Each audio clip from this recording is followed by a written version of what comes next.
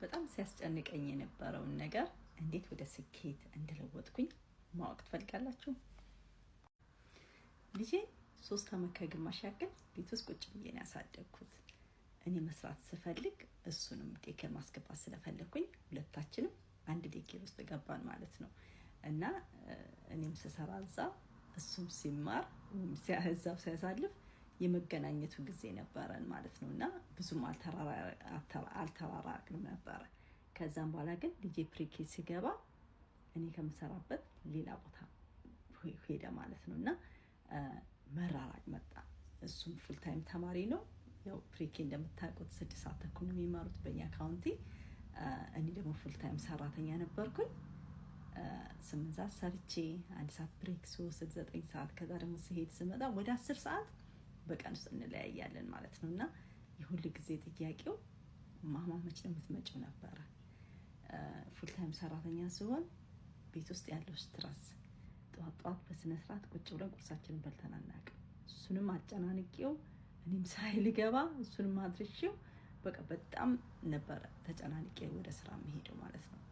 ከዛም በኋላ ግን ለራሴው ቃል ገባሁኝ ማለት ነው።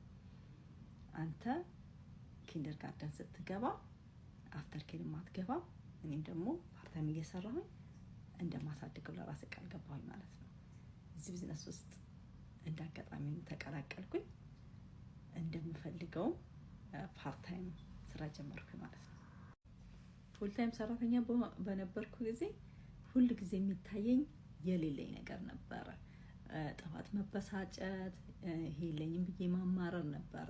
እዚህ ቢዝነስ ውስጥ ግን ከገባ በኋላ ብዙ ነገሮችን ፎከስ እንዳደርግ ስላለኝ ነገር ስለተሰጠኝ ነገር እግዚአብሔርን ማመስገን እንድጀምር በጸሎት እንድበረታ ሆኛለሁኝና የትልቁ የጎንዮሽ ከብሩም ከምኑም አንፃር ሳይሆን ከጎንዮሽ ያለው አእምሮዬን እየጠበቅኩ ያለሁት ነገር በጣም ረድቶኛል።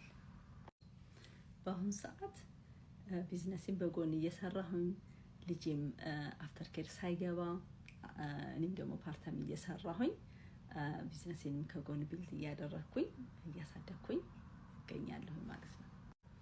እናንተም ደግሞ ዝግጁ ከሆናችሁ ለማመስገን ፍሪደማችሁን ማግኘት የምትፈልጉ ከሆነ እንዴት አድርጌ እኔ ቢዝነሱን ቢልድ እንዳደረኩኝ፣ እንዴት አድርጌ ኮኔክት ሆኜ እየሰራሁኝ ያለሁኝ፣ እንዴት አድርጌ እርዳታ እንዳገኘሁኝ፣ እንዴት አድርጌ ህይወቴን ማሻሻል